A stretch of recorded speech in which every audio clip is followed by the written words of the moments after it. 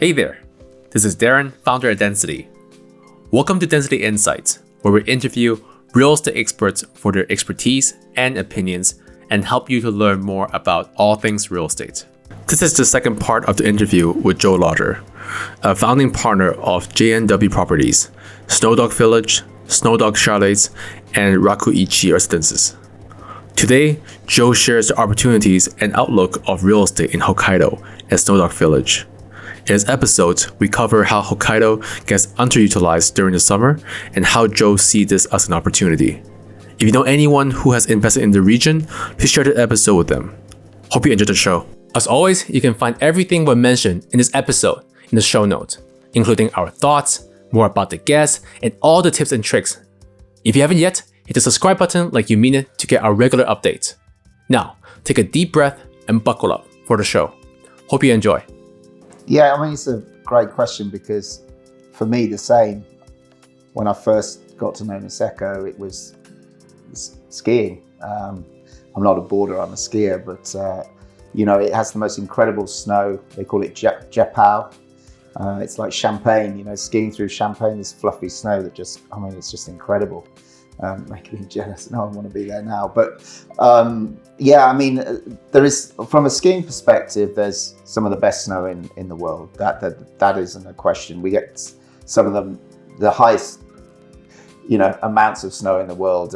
You've seen these pictures where you've got cars driving through and you still can't see the top, and that's really happening.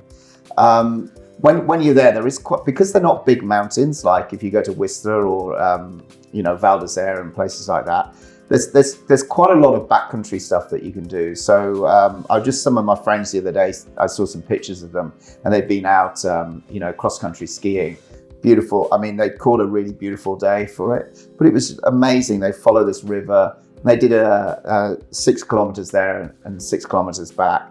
The back was all flat. On the way there was like they got to do a bit of skiing as well, which is pretty cool. In the middle of nowhere, just this amazing, beautiful wooded countryside with rivers and things like that. So there's that kind of thing. There's snowshoeing. Those are the kind of things I like doing because, as you know, I like to be out in the countryside. I like to be away from people. But if you want, like a lot of people during the winter, if you want to be with people and around people, nowadays there's a lot of international shopping. There's amazing restaurants. I mean, the food is incredible there, as you know, and it's you've got the famous crab, you got just the amazing Japanese food, but also international now. It's really grown, and then on top of that, you've got things like skidooing and all that kind of stuff that you can do. You can go fishing, cut a hole in the thing. And there is quite a lot to do there. But the summer. So the first time I went there in the summer, I was like blown away from it. The weather's perfect. It's like 25 to 28 degrees. It's not humid. There's always like a little breeze. So, even if there is a little humidity, the breeze gets away from it. And for me, I love it. I love going hiking up in the mountains. You've got Mount Yote, which is an incredible hike, Anampuri, which is the ski mountains, and then all the mountains around. And Hokkaido is huge. I mean, you've driven all the way through that. But in the summer, it would have been even better. You did it in the winter, which was pretty incredible. But in the summer, you'd have had all this amazing countryside. And as you drive through the countryside, you've got all this amazing farmland. You've got a lot of cows because it's famous for its milk, but it's famous for its produce as well. Produces a lot of Japan's produce comes from Hokkaido. Beer, whiskey. It's got the first whiskey distillery, which was a Japanese guy who married a Scottish woman and brought her back to Hokkaido. And now has got one of Japan's most famous, and I love Sapporo beer. It's really nice. And you've got these lovely villages and lovely towns like Otaru and places. And Sapporo is actually a really nice city. It's 1.6 million people, I think, might be more, but it's a really nice city. And all underneath, it's pedestrianised. So you've got upstairs, which is where all the cars are, and you can walk underneath. Pedestrianised, which is for the winter, so that don't have to be outside and stuff like that. But for me personally, what I love about the place, it's the summer, there's all the activities, sporting stuff that you can do there, the biking, mountains, kayaking, down the rivers. You've got these amazing long rivers where you can just kayak and you meander through the countryside. If you want a bit more rush, you've got some whitewater rafting that you can do. Again, still got the food. You can go and buy it directly from the like those big crabs. The big crabs you got. Have you ever had those? Yeah. Sure. Amazing. Everyone has to. You've got it. It's famous for it, isn't it? So you can actually go to the sea because from Niseko you're only 30 minutes to the sea, and you go to the sea and you can actually, there are shacks along the way that you can actually go and buy this crab, markets where you can buy them, and then you can bring them back and barbecue them. Well, you do that in the winter as well. We barbecue in the winter. We do that with the owners. We have barbecues and the owners come to the barbecues when we're all there, kind of thing. And with the people staying.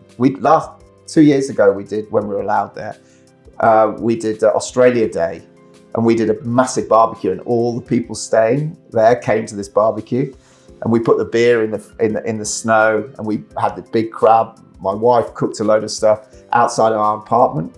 We had 2 big barbecues, and people just kept coming, and it was just amazing to see where they come from. All over the world, we had people from Scandinavia who flew in. We said, come and have a beer. They said, oh no, we want to go skiing first. Went off night skiing, came back, and then they were drinking. They'd flown 24 or 28 hours to get there. Incredible. We had a film producer who was there. We're still friends with all these people, guys from Australia, from Hong Kong, Singapore, everywhere. But then the summer for me, if I had a choice and they said you can either have one or the other, I would be there in the summer. Just because it's just a beautiful place to be, really lovely. There's so much stuff you can do, and I feel that the way you talked about it and you explained to me, it's like Hokkaido is like always in season kind of. Yeah, it's a good point. Actually, the hashtag that we use is always in season. Really? Yeah. Well, that's pretty cool. It is. It's and this is what's happened with the project since we made those changes. We've seen that actually people want to stay there in the summer as well. The guys that were staying there this summer, they came 2, 3, 4 times and stayed. So it's a place where you can get away from it. It's a place where you can really enjoy the countryside. It's not too hot, and there's wildlife to see. The flowers in the spring are just unbelievable. You've got miles and miles of just these brightly coloured pink, yellow, orange flowers. It's incredible. I'll send you some pictures. You can have a look at them, and it's just like, you just can't believe it. When you see the colours, it's incredible. And they're famous for it. It's famous for it. Because I actually saw photos for that before. Like, obviously not from you. You've seen it, yeah. And then it's like, I heard, a lot of people are apparently in domestic, from Japan, they fly over for the summer for that reason too. So your projects, right? In terms of would you mind telling how many units, how's it gonna be like, and then what's the location around that? Okay, good. So there's 42 units made up of studios, 1 beds, 2 beds, some 2 beds and connecting, and then we have 1 bedroom, which is one apartment, which is a 3 bedroom. It's made up of 3 phases. We've pretty much sold all of A and B, which is the first phases, and unfortunately we launched C just as COVID hit, so that affected our sales. In fact, we sort of took a little step back. That's not to say if someone wants to come and buy an apartment, we can do a good deal, but we're not actively going out and selling all the units at this moment in time. We want to just see what's happening with the market a little bit. As a project, it's finished, it's completed, it's fully fitted. It's run as a hotel, the same as a hotel, like an apart hotel.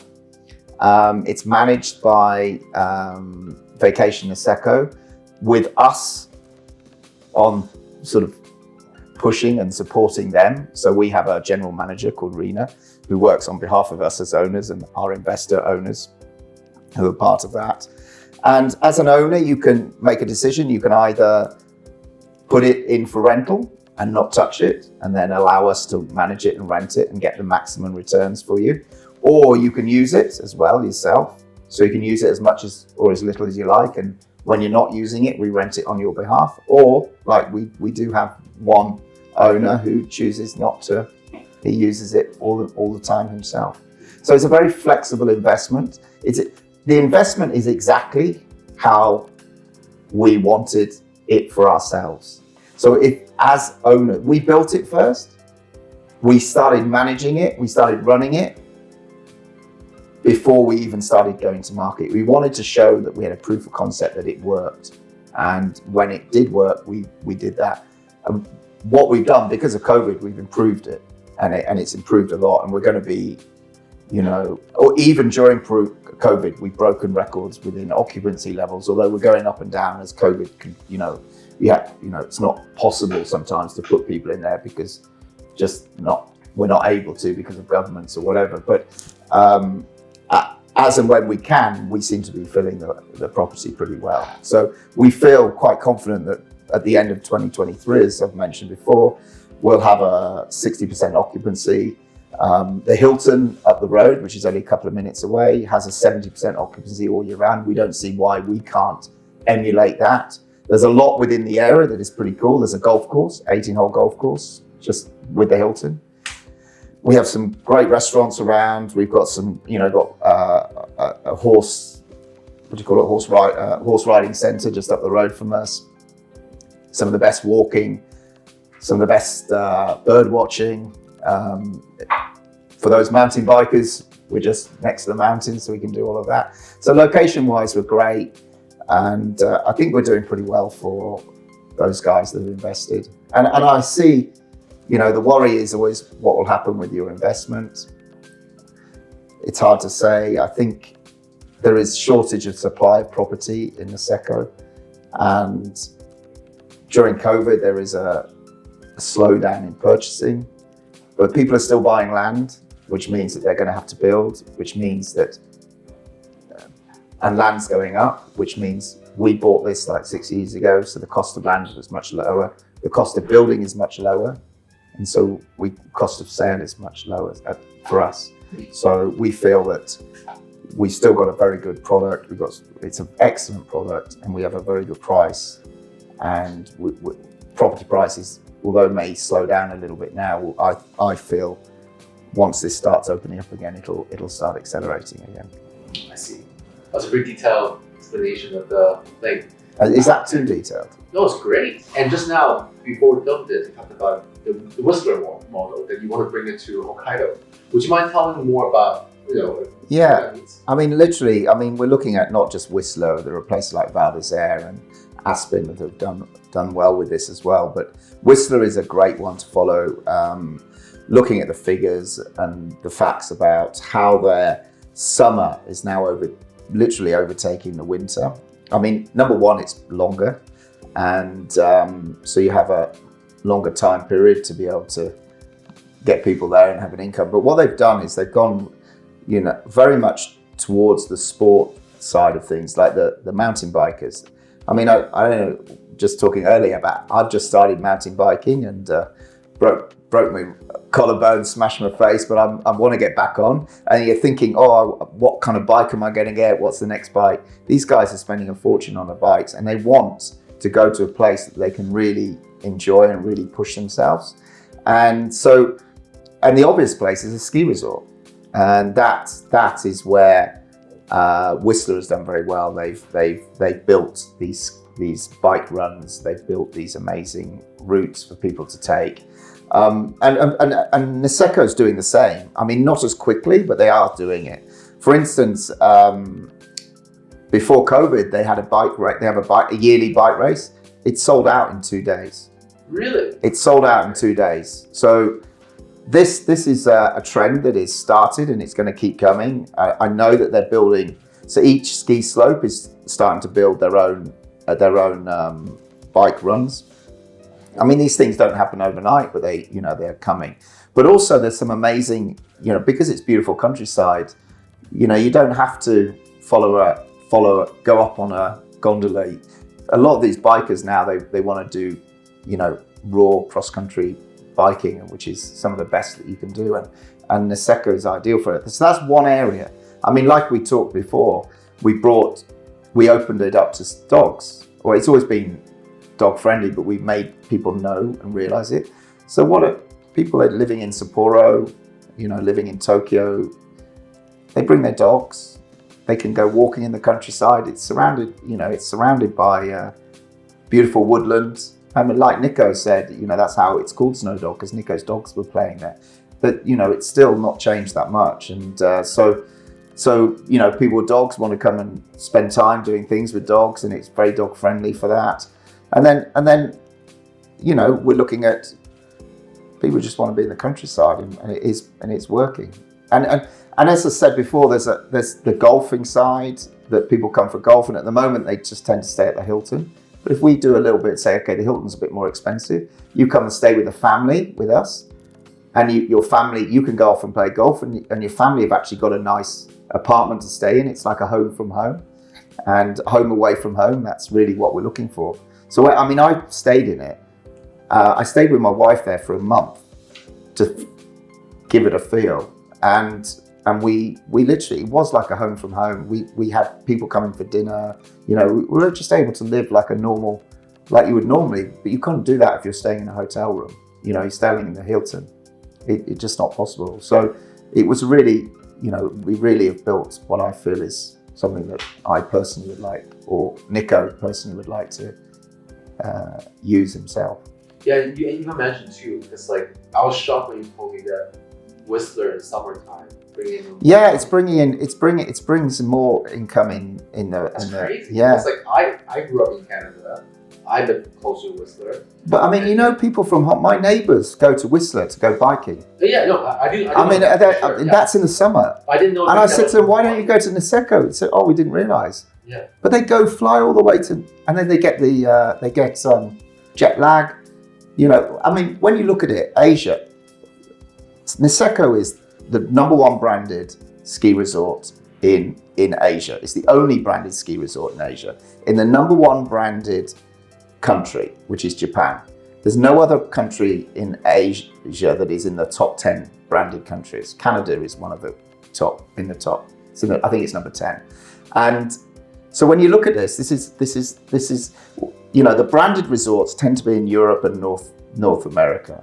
And so you've got the likes of Whistler, you've got the likes of Verbier, you've got Val d'Isère, you've got St. Moritz, which actually Niseko is sistered with St. Moritz.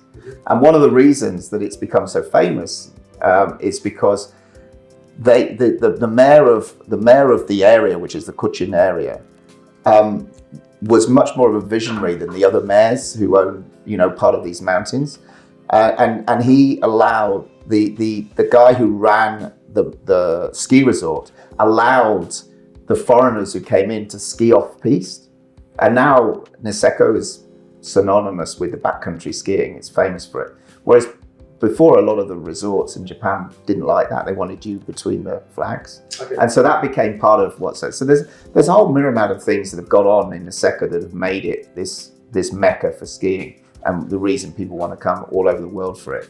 But then, what we also see is the numbers, the figures don't lie. We see we see over 500,000 people coming to Niseko Village, which is where our project is, every year. But they come for a day, they go away.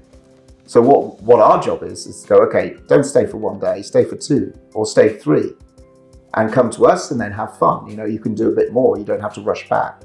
You can enjoy more things, and that's what we're trying to do. And Hilton have done that quite well because they've got the golf course and they've got like an adventure games and things going on. So people do stay a bit longer. But we're a different concept to Hilton. We're more of a home.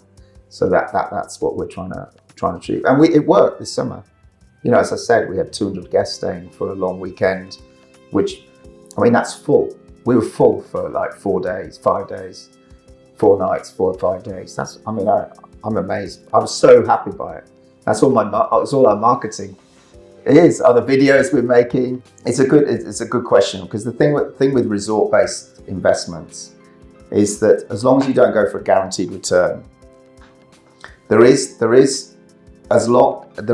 possibility of growing your returns far greater than if you have an apartment here in Hong Kong, because you're very stuck by what's happening with the market. So if your management company is good and they're very proactive, they're going to get more people staying there, which means you get bigger returns. At the moment, so based on just, if we look at, can we miss COVID times out, because it's just such a roller coaster at the moment. And actually, I don't actually have the exact figures of what we're doing at the moment with that. But pre-COVID, we were looking at, depending on the unit, we're looking at pretty much between 3 and 4% net. Oh. And that's we're probably looking at 7% gross or something like that. But net, we always look at net.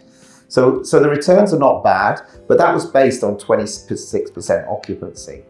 So as I was saying before, we're now looking to expand on that. And if we grow, so if we can grow to 60%, you can imagine what that's going to, increase. That you're going to be increased by quite a lot of money.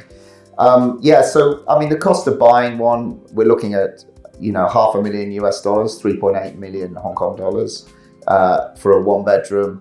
2-bedroom we're looking at around the size. It's based on square meterage, but the size, the smallest 2-bed is 650,000 US, which is about 5 million Hong Kong. And then we've got one really cool apartment, which is a 2-bedroom with a connecting studio, so you can use it either as one, or you can split it up so you can actually stay there and still be making money. And that one we're looking at about $1 million US. So yeah, I mean, they're not cheap, as in, but they are not expensive when you're looking at the location, the areas. I mean, directly opposite the development, directly opposite, you're looking at $2 million US just to buy. It's a house, but to buy a house. So yeah, we're looking at a client who's, or an investor who is looking to enter into a great location with a great product that can offer good returns. I don't think many other developers are able to do the returns we're doing, and also to show that we can do those, because as was said before, we did proof of concept before. I mean, when we're looking at numbers, again, that's what we're always looking at. Japan has set a stall that by 2030 they want 60 million tourists, which they're well on track until COVID hit. But Japan have really put some money behind helping the tourist industry within Japan. It's one of their focal points. That's how they're looking to really increase their economy, is through tourism, which is obviously makes it a good investment to be part of a tourist product that the government, third largest government in the world, is putting a lot of weight behind. So those are things. I mean, there's a lot of other things. They're building a high-speed rail link, which will mean that door to door, you're looking at 4.5 hours from Tokyo, which is no distance. Wow. Okay, really, really quick. I mean, that'll. I mean, it's not finished. It's on Hokkaido, but I can't remember the date when it's finishing, but around 2030 maybe. And then they extended the airport, so to be able to take the international tourism has gone up by, exponential amounts. It's just, but obviously COVID has slowed this down, but I don't see why it's not going to pick back up. Yeah. So I mean, the outlook is pretty good. If we didn't have COVID, we'd be in a whole different situation. But to be honest, I feel that COVID obviously is a reset button, but you see the opportunity this summer. Yeah, I mean, it's totally allowed us to change things. It's actually made us get rid of the management company, or part with the management company that didn't feel that summer was worthwhile, and whereas we felt summer was the most important side. Anyone can fill an apartment. I mean, we're talking earlier, we're pretty much 100% occupied through the winter months. Through December, January, February, we're pretty much 100% occupied. And that's without doing anything. So why spend money on that, or do stuff when actually the best thing is to do is look at where you're not doing so well and focus much more on improving that, which is what COVID has made us do. And so I think going forwards, it's going to be a good thing for us. So who else are behind the projects? Yeah, so we have Nicholas Pullins, who I talked about before. He's the founding member. he was the one that found the land. He's the one that came up with the idea. And then he brought in William Louis, who, I don't know if you've heard of William Louis, the guy who owns Chalets buses. Well, he doesn't know. The family was the founders of Chalets buses. So he's one of the investors, and I think he's one of Hong Kong's biggest landlords. But he's a very good contributor to ideas and things like that. But he's a bit more silent. And then obviously there's me, and then we have our family of owners who are there. So I mean, we have SnowDog, and then we have Raku Ichi, which is one of the most famous restaurants in Hokkaido, and we're looking to develop that, following around it as the restaurant. We're building 13 units there around that, and building it as a very much, we're following a Japanese theme, bringing the Ainu into it. Tatsuri San, who is the soba master, who's the chef and our partner in this, we're building it all around his story, which is pretty cool. And then we have the sister hotel to this, which we've just put the road in, which is called SnowDog Chalets, which will be 12 chalets, which is pretty cool. The road has gone in, so you can see YouTube video of that. We've done that. So yeah, we've got a few things going on, which is pretty exciting. And it's a great team. I mean, Nico's an incredible guy to work with. It's so great to work with a guy who, because one of the things I like, he doesn't strategize so much. He does. And then as we do it, we strategize how we're going to work it. Because when you're small and you're little, you have to work that way. You've got to make things happen, and then you work out how you do it. And that's pretty much how we're going along, which is good. That's great. And I feel like we should next time drink together somewhere in the mountain. Yeah, we'll go for a walk in the mountains. Yeah. Let me show you some of my favorite places. Yeah, but before that, if anyone who watches the show interested to learn more about your projects, or even as a whole, what you can do in Hokkaido, what's the best way for them to reach out to you? Yeah, we've got many different websites for all different projects. We've got JNW Properties Asia.com, which is actually where all of the projects come under, but each one have their own individual websites. You can follow us on Facebook. We're on LinkedIn. I use LinkedIn a lot, and that's where I go. Or you can contact me directly, and I'm sure we'll put the contact details on below. Yeah, we have lots of different avenues. YouTube, follow us on YouTube. We've got all of it. Yeah. We got a lot.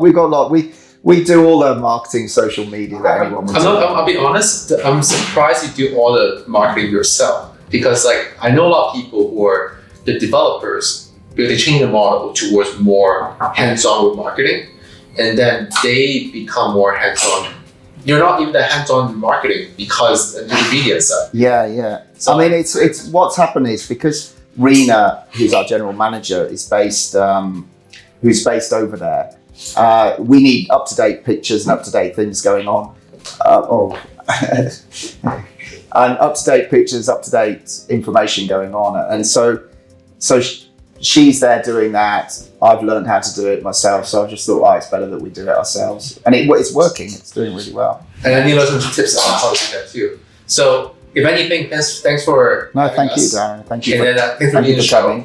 And then I really think next time we should have a panel of different hoteliers. Yeah, that's what I really like to do. I want to bring a group together, and so we can actually do a discussion about how everybody's been affected through this, and actually more about how we're going forwards, because I think now we've really got to be looking at how we're moving forwards and what the next stages are.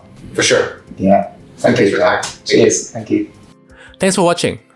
Majority of you don't stick around this far. So we're flattered and truly appreciate your attention. To return the favor, let us tell you our thought on this episode. I appreciate how Joe is sharing his future outlook in this episode. I know a lot of institutions and professional investors have tried to participate in the Hokkaido real estate market. I feel bringing in mountain biking sports during the summer can be a game changer for properties in Hokkaido. If Niseko become a summer sports destination, there's a lot of growth potential. If you'd like to chat with Joe, you can refer to his contact information in our show notes. We have a more detailed version of our thoughts in the show note. Beside that, you can find more about the guests and all the tips and tricks we have mentioned in the show note too. Well, what do you think? Let us know in the comment section. Fun fact, do you know that more than 85% of you have subscribed to this show yet? Subscribe now to keep getting good stuff from us. Thanks for watching. What do you think of this episode? Please let us know in the comment below, and be sure to hit the subscribe button to keep in touch with us for upcoming videos. But before we go, I want to give a big shout out to Patina Design Lab. They're the one who help us in making our brand, our direction, as well as these videos. They are a strategic design consultancy firm that help businesses with a wide range of design services, from industrial design, branding, graphic design, art direction, content creation, and many more. They are a very talented bunch, and I urge you to check out their website for their work. That's all for today, and see you next time. Cheers.